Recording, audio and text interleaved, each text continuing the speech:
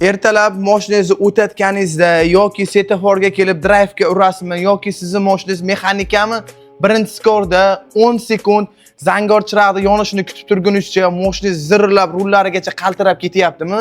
Bu muammo nimadan? Videoni oxirigacha ko'rib turing, bu haqda o'zingiz ham to'liq ma'lumot olib olasiz.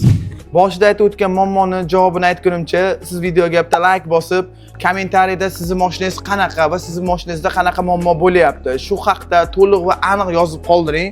Qo'ldan kelgancha sizning muammongizni to'g'rilashga harakat qilamiz. Men aytib o'tgan zirillash muammosi aslida sababchisi bu podushka, ya'ni motor podushkalar. Motor podushkalar cho'kib qolishini hisobiga zirillagan ovoz beradi. Hozirgi kunda bu muammolar Gentra, Nexia 3 Cobalt mashinalarida juda ko'p uchrab turadi. Ayniqsa mashinalaring avtomat bo'lsa, bu muammo 30 ming, 40 mingga bormasdan aynan shunaqa zirillash muammolari ko'payib qoladi.